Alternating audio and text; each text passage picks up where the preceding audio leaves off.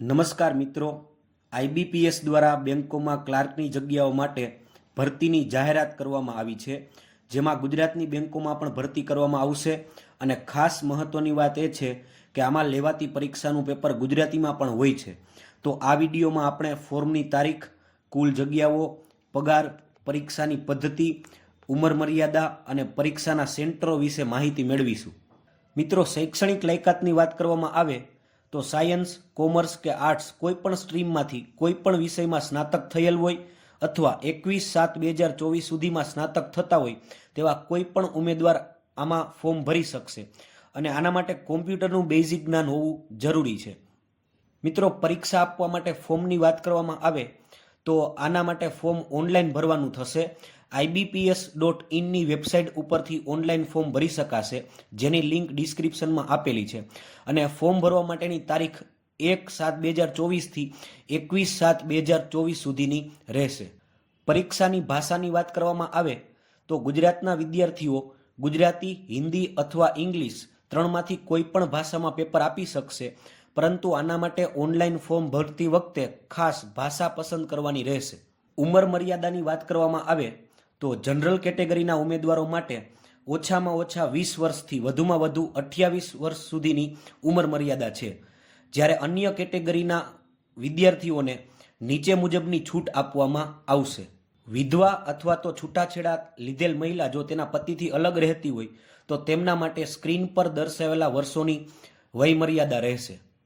મિત્રો, ફી અને ચાર્જની વાત કરવામાં આવે તો આ પરીક્ષા આપવા માટે SC, ST કે વિકલાંગ ઉમેદવારો માટે 175 રૂપિયા ફી રહેશે, જ્યારે બાકી બધા ઉમેદવારો માટે 850 રૂપિયા ફી રહેશે. પરીક્ષાના માળખાની વાત કરવામાં આવે તો આના માટે બે પરીક્ષાઓ આપવાની રહેશે. એક પ્રિલિમ પરીક્ષા અને બીજી મેઇન્સ એટલે કે મુખ્ય પરીક્ષા આપવાની રહેશે.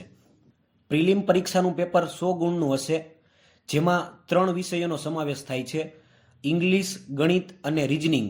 દરેક વિષયની પરીક્ષા માટે 20-20 મિનિટનો સમય આપવામાં આવશે.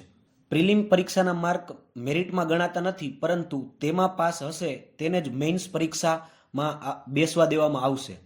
મેઇન્સ પરીક્ષાનું પેપર 200 ગુણનું હશે, જેમાં કુલ 190 પ્રશ્નો હશે.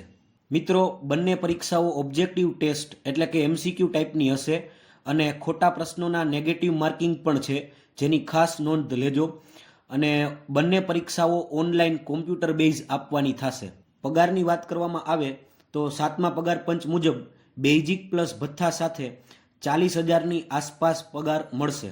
કુલ જગ્યાઓની વાત કરવામાં આવે તો IBPS સાથે 11 જેટલી બેંકો જોડાયેલી છે, જેમાંથી કુલ 6,128 જગ્યાઓની જાહેરાત કરેલી છે, જેમાંથી ગુજરાતમાં 236 જગ્યાઓની 6 બેંકોએ જાહેરાત કરી છે અને બાકીની બેંકોની જાહેરાત બાકી છે, એટલે જગ્યાઓ વધી પણ શકે છે. મિત્રો, આમાં મેરિટ છે એ સ્ટેટ વાઇઝ એટલે કે રાજ્ય મુજબ અલગ અલગ બનશે. મિત્રો, ગુજરાતમાં પરીક્ષાના સેન્ટરમાં પ્રિલિમ પરીક્ષા માટે અમદાવાદ, આણંદ, ભાવનગર, હિંમતનગર, જામનગર, મહેસાણા, રાજકોટ, સુરત, બારડોલી અને વડોદરા રહેશે. અને મુખ્ય પરીક્ષા માટે સેન્ટરોમાં અમદાવાદ, વડોદરા, સુરત, રાજકોટ અને બારડોલી રહેશે. મિત્રો, આ ભરતી માટે IBPSએ 71 પાનાની નોટિફિકેશન બહાર પાડેલી છે, જેની PDFની લિંક ડિસ્ક્રિપ્શનમાં આપેલી છે. મિત્રો, આ વિડીયો તમને ગમ્યો હોય તો લાઈક કરો, શેર કરો અને અમારી માહિતી ગુજરાતી ચેનલને સબસ્ક્રાઈબ કરો.